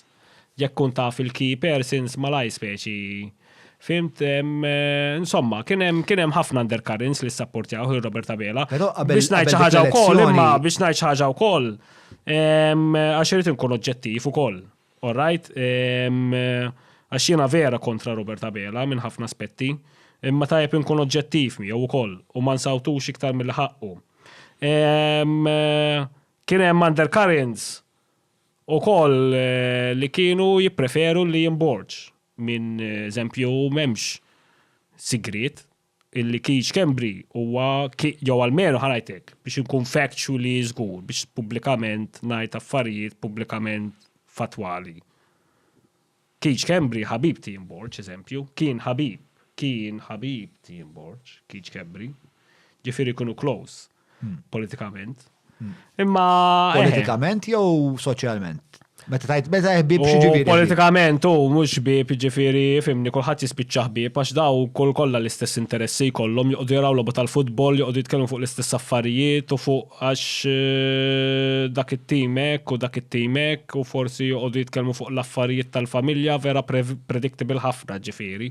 Daw it-tip ta' ħbiberiji. Naqtak jogħġbok dal-konversazzjonijiet? Ma tantx hija nipparteċipa fihom dat-tip ta' konversazzjonijiet fil-fatt. Imma kien hemm. Però kien hemm avveniment li preċeda dal qed tajt int. U kien il-mument li inti biex kien hemm dawn l-affarijiet kollha din l-informazzjoni kollha qed tiġri fl-ekosistema politika li jisma' kien ġie arrestat Jurgen, onestament ma niftakarx is-sekwenza kienet imbagħad irriżenja Cardone jew x'għamel sospenda ruħ, eċetera. U f'mument kien hemm uħud li huma għandhom reputazzjoni laburista li bdew jitkellmu fosthom Jeremy Camilleri pereżempju, kif ukoll inti. Dak il-pass kien diffiċli għalik li tieħdu? Dak iż-żmien kien diffiċli għalija x'kont għaddej minn ħafna affarijiet personali wkoll, ma kontx għaddej minn dik il-kriżi politika li kienet kbira wkoll fuq. Ġifier kont għaddej minn ħafna affarijiet differenti. Imma kienet diffiċli politikament ovvjament għaliex da Muscat tradina hu. Muscat trada l-Partit Laburista, trada l-pajjiż, trada l-ħafna nies li sapportjaw, waqqana n-nejk u. Ġifieri illum ħarġet press release eżempju mill-graffiti fejn tajt li il-fatt li tollerajna l-korruzzjoni ikkontribwixxiet għal mewt ta' Defni. U jien naqbel magħha, għandhom raġuni ġifieri. Ġifieri hija xi ħaġa diffiċli li taċċetta bħala fatt fil-ħajja tiegħek illi inti sapportjajt il xi ħadd illi da storikament għandu il-pis u responsabilità fuq til inġust ħafna u barbaru ta' ġurnalista. Ġifieri dak speċi wieħed dnubiet ta' ħajti speċi, tifhimni? Fost ħafna mid-dnubiet li għamilt fajti, li għamdi ħafna. Ma leqas minix korrot jien. Ġifieri dik xi ħaġa li vera gburi fuqha. U ma ġifieri li fejtu dak id-dnub imma fis-sens li. Le, fis-sensu, le, tipo dnubiet naħseb qatt ma tifdihom jiena, ma ħalli imma mhux Alla suppost jifdihom, suppost Alla biss jifdihomlok. Le inti mal-kuxjenza tiegħek. Mal-kuxjenza tiegħi mhux xert, ma nafx, imma mal-kuxjenza tiegħi naf żgur illi nħossni tajjeb ħafna mal-fatt li jien m'iniex korrott. Ġifieri għandi ħafna żbalji, għandi litanija twila ta' żbalji, twila ħafna. Per eżempju, xi żbalji tagħmel? Li ma nafx nikkontrolla l-sini forsi, xi kultant ikolli bżonn nikkontrolla l-sini. Ma nafx nikkontrolla l-sini, xi kultant vera jkolli bżonn nikkontrolla l-sini. Speċjalment f'sitwazzjoni professjonali. Sewwa. Ġifieri ġieli kon f'sitwazzjonijiet professjonali fejn nitkellem mod isnet nitkellem fil-politika u tipo mhux suppost titkellem hekk. Ġifieri hu iktar aċċettabbli tajt ċertu affarijiet fil-politika milli ovvjament f'ċertu sitwazzjoni professjonali. Għax fis-sitwazzjoni personali ssib ħafna nies antipatiki li speċjalment Malta, kulħadd jeddek u jriddi, u jiena rriddi speċi u tini di u rrid nagħmel hekk u speċi inti hekk għax ma tridx tħallini nagħmel hekk. U ġieli taqbiż li jien u tipo naħtaf il xi ħadd. Speċjalment meta xi ħadd iċempilli fit-8 ta' filgħodu jeddidni illi jekk ma nibgħatx email ħajħassalli xi appuntament importanti ment rida qatt ma bagħat li qabel u qed iċempilli fit-8 ta' filgħodu l-ewwel darba li. Dali kienu ħajdaħlu chief of staff l-istess wieħed. Sarja fuq ix-xogħol di speċi. Mejjed biex inkun naf madonna xi taftu, għatlu mal inti speċi l-arus tiegħi biex iċċempilli f'dal-ħin speċi fimt inti minn żikkin speċi. Insomma, imma ġili nagħmel dawn l-affarijiet, ix-xogħol u mhux suppost nagħmilhom, alla volja jkolli raġun u hekk suppost inkun iktar professjonali u hekk. Insomma dawk li żbalji tiegħi. M'għandix żbalji eżempju sraqt il-flus mill-gvern u hekk jew ix-xogħol eżempju jew kumpaniji barra bil-flus tal-gvern u hekk m'għandix minn dal-affarijiet. Mela, l-ewwel speċjali nipprova nasal fil-qafas tal-dak li naħseb li inti taħseb hija l-problema li qed tikkawża bosta problemi oħrajn fil-qasam soċjali, politiku, eccetera. U din hija il-kultura ta' rent seeking fil-pajjiż. So, għana rak tikteb dwara dil-ħaġa, rent seekers, eccetera. Nistqar miegħek li ftit naf eżatt x'inhu ma' rent seekers, li nibdew minn hemmhekk, mid-definizzjoni ta' rent seeker x'ikun. All right. Darba kon fuq TVM, fuq program Trenu Board. U tipo... Reno Buġeja nasib. Sorry, Tini Reno darba li Buġeja. għatlu word. Sorry, Reno Buġeja. Legat bħal dak. Kien hemm lecturer mill-Università ta' Malta. Simon Merċija, da l-Miġnun. All right, easy on the descriptors. So, u nistqar li huma problematiċi għall-aħħar, ġifieri. Ok, inti tkun diplomatiku ħafna inti. Insomma, u da għazbis kien jaf x'inhu ma' rent seekers. Insomma, nifhem li definizzjoni ta' terminoloġija akademika min ma jaqrax il-kodba mussa jkun familjari magħha, imma mhux xi ħadd li jgħallem l-università. Insomma, da ma kienx jaf xi tfisser da. Imma naħseb hawnhekk ħadd ma kien jaf rent seeker x'inhu. Ollu jdejkom min kien jaf x'inhu rent seeker. Tara l-kodba speċi biex tismaħħa id-definizzjoni, prattikament rent seeker huwa xi ħadd, imma jekk ma taqrax il-kodba xorta tifhimha, ġifieri mhix xi ħaġa komplessa laqqas. Sewa. Rent seeker huwa xi ħadd illi jagħmel il-flus. U fil-proċess li jagħmel il-flus iweġġa lil ħaddieħor b'mod indiskriminat. U prattikament hija xi ħaġa illi tiġi ma' serq, relatata ma' serq, letteralment. Sewa. All right? Imma ovvjament fiċ-ċivilizzazzjoni tagħna li hija sofistikata u komplessa, ir-rent seeking isir b'modna kompless u sofistikat. Ma xorta huwa serq. Sewa. Ġifieri, jekk il-gvern lil Silvio De Bono dak diklart ta' Pembroke. Sewa. Tajjelu bi prezz irħis, all right, dak huwa rent seeking. Rent seeker. Jew eżatt, jew it-tarzna. Ħalli provantik definizzjoni ta' rent seeker ħalli naraqu x'qed naqblu fuq rent seeking x'inhu. Rent seeker huwa kummerċant li jitħabbeb mal-gvern, jitħabbeb mal-re, jew mad-dittatur. Tiċċans ħantik id-definizzjoni mbagħad li jekk taqbel. Mela, rent seeker huwa kummerċant li jitħabbeb jew jitqaħħab mal-partiti politiċi jew ma' politiku biex imbagħad il-quddiem min għandu dik is-seta politika jista' juża biex jagħtih vantaġġ fuq kummerċanti oħrajn ġeneralment għad-detriment tal-poplu. Kemm out of 10, 10 out of 10, 10 out of 10, 10 out of 10. 9 out of 10, 10 out of 10 għamma se tkun perfetta, x'jiena Hegeljan dialettiku ġifieri 10 out of 10 qatt ma jista' tkun. Ma 9 out of 10. Imma ħaddik definizzjoni vera prattika ta' rent seeker. Businessman illi sar senjur mit-tenders tal-gvern. Ma jekk dak it-tenders tal-gvern ikkompeta għalihom u b'mod leġittimu. Xorta rent seeker. Xorta rent seeker, imma jekk għandu il-kompetenza. Le, għax inti mittipproduċi xejn int. Ma tipproduċi xejn ma tagħmel pereżempju toroq. Ma inti ara. Aħna l-Maltin, qatt ma kellna kapitalizmu. Sewwa. Ġifieri aħna qatt ma esperjenzajni il-kapitalizmu. Għalfejn tajtek. Aħna esperjenzajna il-feudalizmu, un bat esperjenzajna żmien tajjeb li kien naqas Trump ta' żmien il-kavallieri, li dak kien żmien tajjeb ħafna relattivament fl-istorja. Mbagħad kellna. X'kien jagħmlu tajjeb f'sentenza biex. Prattikament il-kavallieri hawnhekk kienu jsuwa darhom. Sewwa. U kienu jinvestu ħafna flus. Right. U kien hawn ħafna xogħol, kien hawn ħafna kummerċ, kien hawn il-korserija, illi prattikament kienet piraterija legali, u kien hawn min jagħmel ħafna flus. Ħafna minn dawn il-profits kienu jmorru f'kappelli u knejjes, għalhekk għandna ħafna kappelli u knejjes, dawk huma ħafna flus ta' merkanzija Iżlamika. Li kienet misruqa. Li kienet misruqa mill-Musulmani. Il-Musulmani kienu jagħmlu l-istess, ta' ġifieri, kulħadd kien jagħmel hekk ġifieri. Imma aħna konna experts ġifieri fiha, il-Maltin. Minn qabel ġew il-kavallieri, ma ġew il-kavallieri, peress il-kavallieri diġà kienu jagħmlu hekk, imbagħad ħaġa oħra li forsi ma tax nitkellem fuqha huwa li Malta peress li kienet gżira żgħira u ma kellix riżorsi naturali li fil-Franka.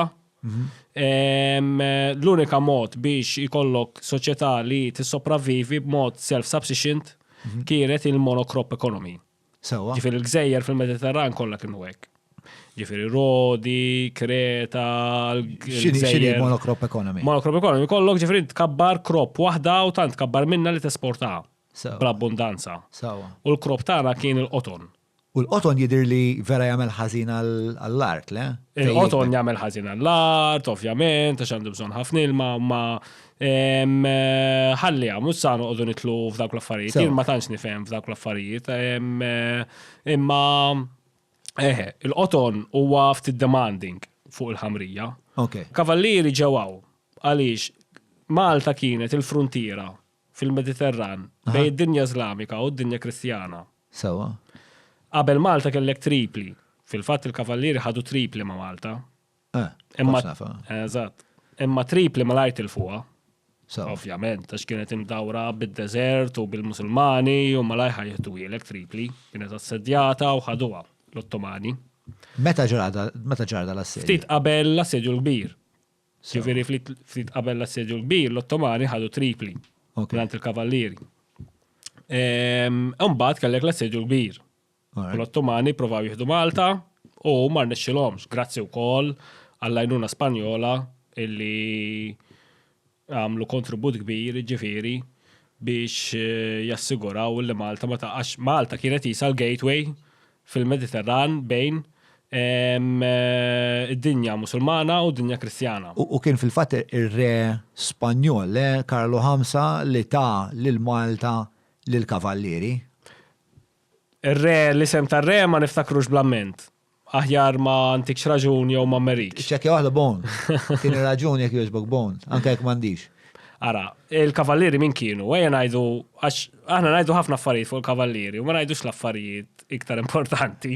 Ngħidu l-ewwel ħaġa ngħidu min kienu l-kavallieri. Issa, l-kavallieri kienu inti kollok raġel sinjur. Sewwa. U mara li tiżżewġu li probabbli tkun sinjura wkoll. U jkollhom il-familja. Mela, l-ewwel tifel biex joħsib il-business. It-tieni tifel biex jieħu professjoni. It-tielet tifel biex imur fil-militar. Ir-raba' tifel l-ekstra imur għand il-kavallieri, jisir kavallier.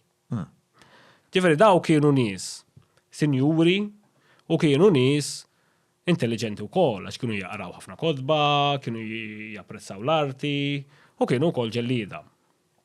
Alright? U daw ġew Malta. U daw Malta hija darhom. Ġifieri daw se jagħmlu, daw ovvjament iridu jibnu djar tagħhom, iridu jibnu fejn jgħixu, iridu jagħmlu l-business tagħhom. Ġifieri da l-kapital kollu li kellhom li kien ħafna. Il-Malti Marta jeb għax. Żgur, Marta jeb ħafna ta' il-kavallieri il-Malti. Ġifieri, ara, aħna we owe our existence as a civilization to the Knights of St. John. Għaliex inti kellek popolazzjoni ta' 30,000 ruħ. Li daw kienu dejjem taħt existential threat. Sewwa. Ġifieri da inti eżempju kienu jiġu l-Musulmani. palma ġew eżempju xi 100 sena qabel ġew il-kavallieri. U daw iddepopolaw terz tal-popolazzjoni. Kif? Qatluhom? Mhux ovvjament, Jew daw ħadhom daħlu skjavi. ġew bil-vapur u niżlu taraw sal-mosta qatlu kulħadd ħadu l-arċisqof u telqu lemmu. Irrepjaw in-nisa kollha u xabat tfal ħadhom skjavi. Madonna. Mhux ovvja u. Għax inti biex tagħmel ġenoċidju dak iż-żmien. Għax nitkellmu fuq dal-ġenoċidju. Mhux ovvja, Malti. għax inti biex tagħmel ġenoċidju. Ma kienx daqshekk diffiċli daqs illum. Għax inti kull ma kellek tagħmel toqtol l-irġiel kollha li huma ħelti. Aha. In-nisa tħodhom skjavi, it-tfal tħodhom skjavi u x-xjuħ tħallihom hemm. Mbagħad ix-xjuħ imutu waħedhom Daqshekk, spiċċa kollox, fimt, mhux hekk m'għandek continuation. Sewa. Biex ikollok continuation inti għandek bżonn ħafna rġiel fertili u nisa fertili. Issa jekk inti n-nisa fertili ħadthom kollha. U l-irġiel fertili tilthom kollha. M'għandekx continuation int. Tal-ġenus. Aha. Issa di ġrat kemm il-darba f'Malta. Għax Malta kienet żgħira u vulnerabbli. U mhux Malta biss kienet hekk, il-Mediterran kellek Ma ħafna xi ġejrek. pjaċir kien, speċa x'kien il-vantaġġ li tagħmilha dil ħaġa. Lek inti Ottoman u hawnhekk forsi qed immur nuħu xi fnaqa laterali żejjed issa naraw.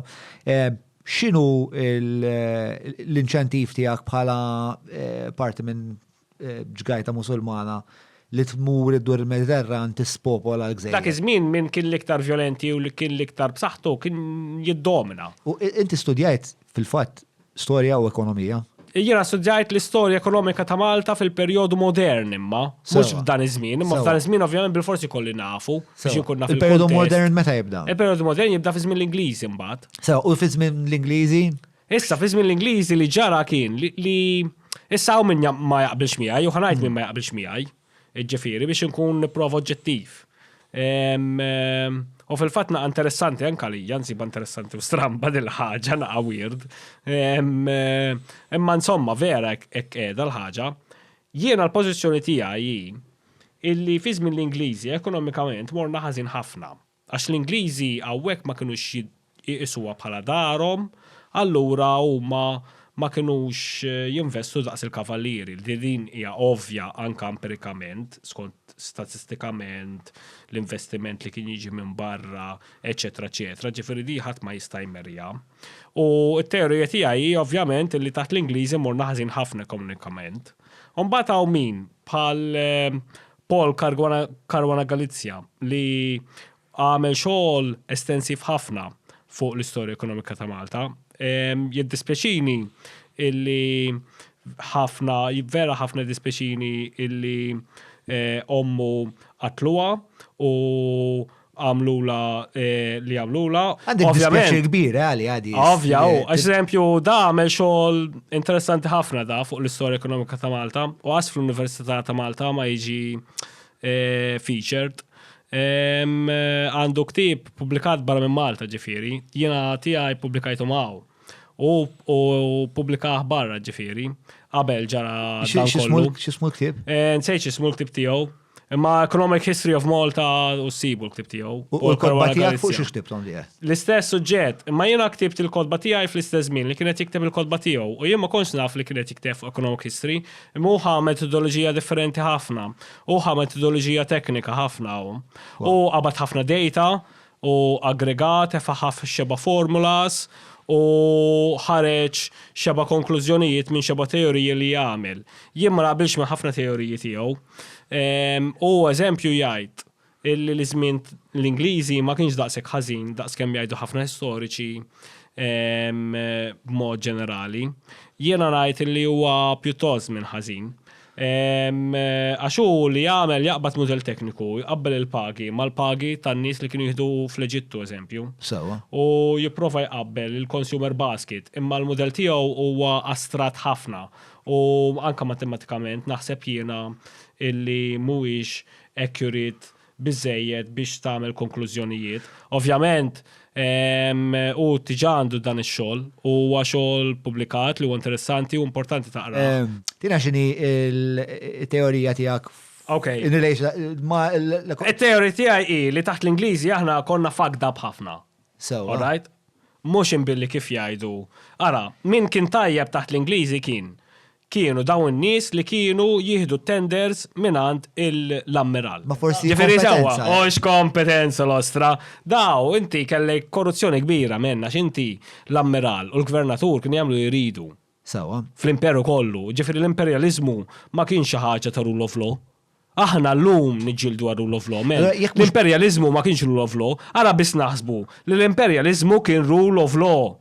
L-imperializmu kien ħafna korruzzjoni, kulħadd isir sinjur, kulħadd irid Kulħadd isir sinjur mhux ħaġa sabiħa ma kollha isir sinjuri. Kulħadd isir sinjur imma l-klikka l-ħbieb l-elit minn għandu Mhux kulħadd l-poter. isir sinjur. All right? Imma ma taħsibx li mmeljoraw l-affarijiet tipo Le, marru ħafna ħażin taħt ma m'hemmx l-Ingliżi. xejn Taħt l-Ingliżi oġġettivament. ħafna ħażin. Tipo morna. is-sistema Le, parlamentari ma toġbok. Diżastru, anzi. Il-Kostituzzjoni ma Kull toġbok. ara. Il-post box il-ħamra li jem għalla qoddim il-teatru rjali Le. il-pelti l-em minn meta kon Le, daqsek. post l-Ingliżi, I'm sorry. Kull ħaġa illi ġibna aħna il-Maltin kienet bis-saħħa u determinazzjoni il-Maltin li jaspiraw għal ħajja ħjar u l-Ingliżi qatt ma kien fl-interess tagħhom li aħna jkollna ħajja ħjar u li aħna mmorru tajjeb. Mela, l-ewwel ħaġa. Aħna konna ngħixu f'sitwazzjoni miżerabbli ħafna. U mhux inbilli tista' ġib kull modell matematiku li trid. Bek fimna, Jiena nista' nġiblek. Illa, kont snajt tasal sal-punt, madonna. All right, il-punt huwa li jien nista' nġiblek Take your time. kull evidenza empirika fuq is-seklu 17 li turi l-istat ta' ħajja miżerabbli li kienu fija l-Maltin. Okay. Di estendiet fis-seklu 20, kellek imbagħad in-1920s li kellek economic boom żgħira għaliex id-dinja kollha kienet għaddejja minn economic boom wara l-ewwel gwerra dinjija, Malta gawdiet ftit minnha. Imbagħad daqqa waħda ovvjament reġa' kellek kollox ħażin fit-30s u aħna Malta mbagħad. L-economic crisis tagħna fit-30s eżempju kienet kbira tagħna. Ġifieri Malta qatt ma kien hawn xogħol. Aħna Malta kien hawn ix-xogħol għax kien hawn il-kavallieri li kienu jinvestu l-flus. L-Ingliżi ix-xogħol kien isir meta huma kienu jitlu fi gwerra, kienu jkollhom bżonn il-vapuri biex isewwu l-vapuri, u mbagħad kien hawn fl-1880s fetaħ is-Suez Kanal u kien hawn il-coal boom. U kien hawn il-vapuri tal-faħam li kienu jifqu Malta u kienu daw jiġu supplied minn Malta u kienu jibqgħu għaddejjin joħorġu minn barra mill-Mediterran imorru x'imkien ieħor. So, Fl-1880s kellek il-port boom. U mill-1880s sa' 1900 kellek il-port boom. Meta Sqallija u Morocco ikkompetew minn Malta u ħadulna s-suq, daqshekk spiċċa kollox. imma, mela, dil-parti tal-istoria, kif torbot mar Rent Seekers salum? U by the way, inti naħseb l-episodju ta' il-podcast ta' Albert Bell ma rajtux u meta ġijaw Jiena tal-ħabsi rajt. Għadni ma rajtux ex-ħabsi u nittamaw li jibqa ex-ħabsi. Nittamaw kol, nispera. Sellilek, bro. Imma, le, ta' Dr. Albert Bell rajtu. Għadni ma rajtux, Li le. għandu ġifiri, jekk inti abjattu wiswet, għandkom spiex ta' l-analizi ta' fuq l-imperializmu Ingliż huwa differenti. So, mbagħad mura raħ, mbagħad forsi nagħmlu All right, dibattitu okay. bejn x'ismu, għasna firx nagħmel dibatt. Imma naħseb tkun konverzazzjoni bla dubju interessanti. Però lilen minn dik il-ħaġa. Dawn iż-żewġ fażijiet tal-istorja għalfejn jinformaw ir-rent seeking tal-lum qed nassum. Għax inti Issa, dejjem tajt eżatt. il-problema tal-lum hija rent Issa, seekers. eżatt, issa aħna peress li konna gżira żgħira bir-riżorsi naturali li ma jeżistux li fil-Franka. Min kien jagħmel il-flus? Kien jagħmel il-flus. Billi jimporta l-affarijiet minn barra u jbieħhom lin-nies hawnhekk, ġifieri jaġixxi bħala ġent. Sewa. Issa, da l-aġent jimporta eżempju il-qamħ minn Sqallija u dan il-gvern jintaxxaħ ovvjament u jintaxxa l-prezz tal-qamħ, eċetera, għandek li ovvjament joħodha żgħir mill-kbir iktar imma hija kwistjoni teknika u soqgħod. Ma daw rent seekers ġifieri daw li kienu Issa, l-importers. pratikament, eżatt, aħna Malta kellna l-importaturi li daw kellhom ukoll fl-istess ħin l-artijiet U dak kien il-negozju u l-ekonomija li kellna f'Malta. Aħna f'Malta qatt ma kellna kapitalizmu. Kapitalizmu x'inhu? Ħajja nispjegaw x'inhu kapitalizmu. Għax ħafna nies jitkellmu fuq Marx u kapitalizmu. U qatt ma jaf x'inhu kapitalizmu. Kapitalizmu huwa u qal x'inhu Marx, kiteb 3 kotba ta' 1000 paġna il-waħda biex jispjega x'inhu kapitalizmu. Kapitalizmu skont Marx huwa l-iktar definizzjoni tagħmel sens. Huwa meta inti tipproduċi xi ħaġa ta' valur. Illi di meta tipproduċija tikkompoundja fil-valur fil-business tagħha. Sewa. Iġifieri inti se qed tipproduċi xi ħaġa li tant hija ta' valur li inti tibqa' tbieħha u tant tagħmel accumulation ta' kapital, tant kemm tibqa' tbieħha li inti tikkompoundja l-kapital tiegħek. Dak huwa l-kapitaliżmu. Issa aħna x'għandna aħna f'Malta. F'Malta m'għandniex minn dak aħna. Aħna f'Malta għandna ċikku l-poplu, right? Ikun jaf il-partit politiku li jgħid fil-gvern, itih 50,000, literalment imur fil-quarters tal-partit politiku, itih 50,000 euro u jgħidlu jiena rriddi, eżempju, dil-biċċar tal-gvern. U joħodaw u itih jiena €1,000,000 ta' parsi speċi u jagħmlu deal. Fimt? U għax itih 50,000 fil-partit politiku, jieħu deal ta' biċċar li tiswa 100,000, jew 10 miljun euro. Ek jaħdmu l-affarijiet Malta. Malta m'għandniex kapitalizmu aħna. Rent seeking. Sekonda. Mhux kapitalizmu. I think you're painting in broad strokes. Mod jipproduċu xejn dan nies. U anka lili ħadd Snatch and grab dawn nies. Korsara, għadna palmanna fi żmien il-kavallieri aħna. Bro, kalma, ok. Għaw dil-problema ta' nies li huma rent seekers, li huma ġifieri nies li abbużaw mill-rubija tagħhom mal-politiċi biex javvanzaw huma finanzjarjament. Fine. Però bli tajt li għaw Malta biss għandna hekk. Le, mhux biss, imma l-maġġoranza hekk. Il-maġġoranza. Le, jiena ma ħsibx il-maġġoranza. Jiena naħseb hemm minoranza, sakon, tieni ċansa nispjega. Jiena naħseb li hemm minoranza li tagħmilha din il-ħaġa imma tant umbat jakkumulaw ġid li jinħassu li huma qegħdin kullum kien. Nies li għandhom naf minn xi mit proġett ta' Dave daqqa, dat tip ta' nies. Huma jinħassu li qegħdin kullum kien u li dak huwa l-mod prevalenti li hawnhekk isir il-kummerċ. Però naħseb li fil-verità minkejja li naħseb daw ir-rent seekers li qed tajt iktar ma jmur, iktar qed titwessa speċa dik il-faxxa ta' nies. Però hemm ħafna, diena naf ħafna negozjanti men li huma nies diċenti. Il-maġġoranza assoluta, sekonda, il-maġġoranza assoluta ta' nies li naf li jagħmlu l-kummerċ, sa forsi jinta subajja fħal huma naxxet jagħmlu jew nkella jien nagħmilha minn nies twajbin, imma jagħmlu l-kummerċ u jagħmlu ħsew b'kapaċità.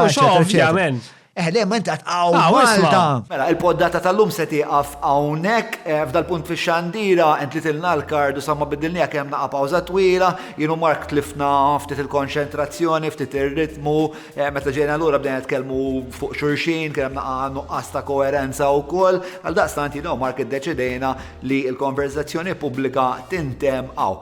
Xorta waħda, jekk tixtiequ l-Mark jerġa' jkun lura insomma parteċipi mistieden fuq il-podcast, ħallu kumment hawn taħt anke forsi tuna xi idea ta' suġġetti temi li tixtuquna naqbdu ma' Mark, anke jekk forsi għandkom xi ideat għal mistiedna oħrajn li mhumiex Mark li tixtiequ tarhom ikollhom konverzazzjoni fuq il-podcast magħna.